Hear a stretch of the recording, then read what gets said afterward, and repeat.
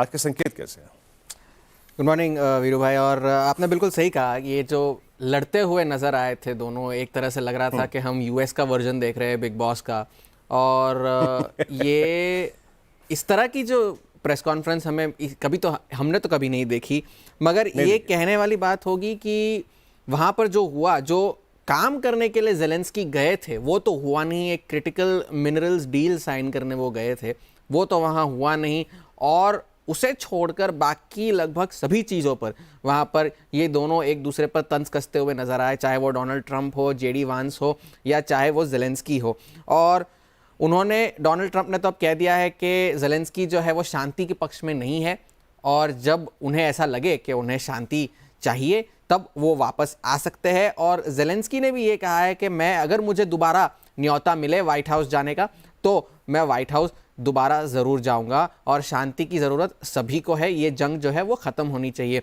Europe की आपने बात की, यूरोप में भी वो गए थे, सारे यूरोपियन यूनियन के लीडर्स अब वो एक तरह से ज़ेलेंस्की के पीछे है, रैली कर रहे हैं उनके पीछे कि भाई हम आपके साथ हैं। और एक तरह से आपका कहना सही भी है कि खाई जो है खुदती हुई नजर आ रही है यूएस और यूरोपियन देशों के बीच में, क्योंकि वहां पर भी अब टैरिफ लगने वाले हैं। कितने लगेंगे, कब लगेंगे, उसकी तो अभी क्लैरिटी नहीं है।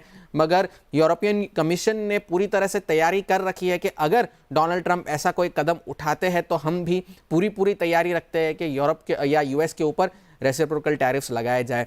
और इस पूरे जो बिग बॉस का घटनाक्रम हमने देखा, उस वजह से अमेरिकी बाजारों में शुक्रवार दोपहर तक काफ़ी दबाव हमें देखने मिला।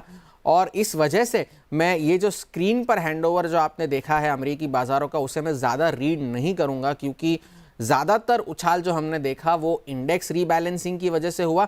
वहाँ पर भी इंडेक्स रीबैलेंसिंग हुई थी, और जो है टेक्निकल फैक्टर्स थे, ओवरसोल्ड जोन्स थे, उस वजह से भी थोड़ा सा हमें बाउंस देखने मिला। तो इस वजह से स्क्रीन पर आपको हरे निशान नजर आ रहे हैं। और बात है कि उसका थोड़ा सा रब ऑफ इफेक्ट एशिया और हमारे गिफ्ट निफ्टी पर भी हो रहा है।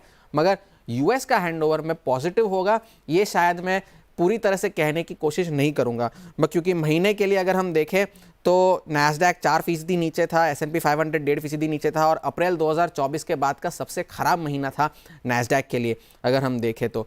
अब कहानी में ट्विस्ट ये है कि कल जो टैरिफ लगने हैं कनाडा, मेक्सिको और चीन पर, वो उसमें शायद एक 24 घंटे की विंडो अभी भी बाकी है, तो उसमें शायद कोई डेवलपमेंट देखने मिल जाए। क्योंकि मेक्सिको ने यूएस के सामने ये प्रस्ताव रखा है कि आप हमारे ऊपर टैरिफ ना लगाएं, क्योंकि हम जो है, आप जो चीन पर टैरिफ लगाने वाले हैं वो हम चीन पर लगाने के लिए तैयार है, मैच करेंगे आपका टैरिफ।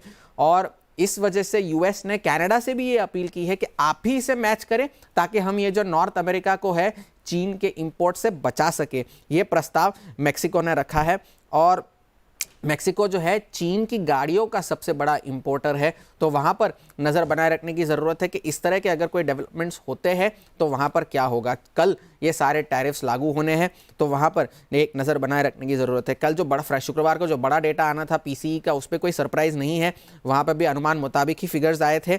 मगर एक हेडविंड एक ये है कि एटलांटा फेड ने एक रिसर्च की है जिसमें ये कह रहे हैं कि पहली तिमाही की जो जीडीपी ग्रोथ है वो नेगेटिव हो सकती है। ये उनका कहना है, क्योंकि 1.5% की गिरावट जीडीपी में वो देख रहे हैं। पहले के एस्टिमेट्स जो थे वो लगभग 2.5% की ग्रोथ का अनुमान लगा रहे थे, और लेस कंज्यूमर स्पेंडिंग और कमज़ोर एक्सपोर्ट्स को वो दोष दे रहे हैं कि इस वजह से शायद जीडीपी की ग्रोथ में गिरावट आ सकती है, नेगेटिव जीडीपी ग्रोथ हो सकती है। एक और हेडविंड ये है कि कंज्यूमर स्पेंडिंग जो है वो थोड़ी सी कमज़ोर हुई है। क्रेडिट कार्ड डेट जो है वो बेतहाशा बढ़ता जा रहा है। 1.21 ट्रिलियन डॉलर्स की क्रेडिट कार्ड डेट अब हो चुकी है यूएस में, तो वहाँ पर एक नज़र भी बनाए रखने की ज़रूरत है। बड़ा ट्रिगर एशिया से जो निकल कर आना है इस हफ्ते वो चीन से है, क्योंकि नेशनल पीपल्स कॉन्फ्रेंस की शुरुआत होने वाली है परसों से, 5 तारीख से। और जीडीपी ग्रोथ का अनुमान जो है वो 5% का जो है इकोनॉमिस्ट लगा रहे हैं, वहाँ पर वो तय कर सकते हैं। बजट डेफिसिट की तो पहले से ही चर्चा चल रही है कि 3% से बढ़ाकर 4% किया जाएगा ऑफ जीडीपी।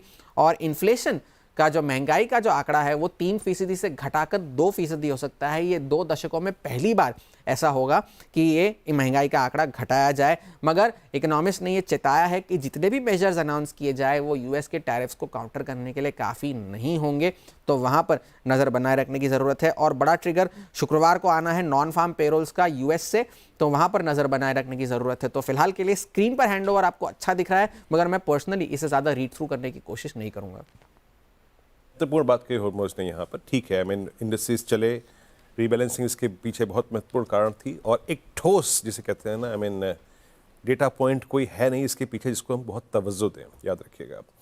अच्छा, हॉर्मोज ने जो अभी तक हैंडओवर समझाया, बाकी आप एक बार जरा डाउ जोन्स फ्यूचर्स को भी देख लीजिएगा। मैं इससे आगे बढ़ूँ आगे, उससे पहले 2-3 बातें कह देता हूँ। जैसे कि हॉर्मोज ने कहा यूएस मार्केट के बारे में, टिप्पणी में दोबारा रिपीट नहीं करूँगा। डाउ जोन्स फ्यूचर्स बैकफुट पे हैं, एस&पी फ्यूचर्स कंट्रोल डिप है यहाँ पर, नेस्डैक फ्यूचर्स 30 अंक नीचे हैं। एशियन मार्केट्स में वो तेजी ट्रांसलेट तो हो रही है, लेकिन गिफ्ट निफ्टी पे उतना स्ट्रॉन्ग स्विंग नहीं है, याद रखिएगा। Only it's I mean 76 points ऊपर। हमारे पास हैंडओवर्स में अगर कुछ अच्छा है, यूएस हो गया, एशिया हो गया, जीडीपी के आंकड़े आए वो थोड़े अच्छे थे, और एफआई 5.4 से बढ़कर अगर आप देखें 6.2 पे डिजिट आई। मैन्युफैक्चरिंग ग्रोथ 2.1 से बढ़कर करीब 3.5। कंस्ट्रक्शन ग्रोथ में यहाँ पे एक कमी आई है। एग्री ग्रोथ 4.4 से बढ़कर 5.6। इलेक्ट्रॉनिक्स ग्रोथ करीब 3.5 से बढ़कर करीब 5.1। तो जीडीपी के आंकड़े आपको थोड़े से अच्छे नजर आएंगे। और एक तीसरी चीज़ जो कि शायद बहुत महत्वपूर्ण है, मैं श्रेया से कुछ देर बाद बात भी करूंगा, वो है ऑटो बिक्री के आंकड़े। हालांकि कुछ कंपनियों के आंकड़े बहुत अच्छे नहीं हैं, बट मोर और लेस अगर आप देखें तो आज ऑटो शायद एक तीसरा फैक्टर होगा जिसको हमें कंसिडर करना पड़ेगा।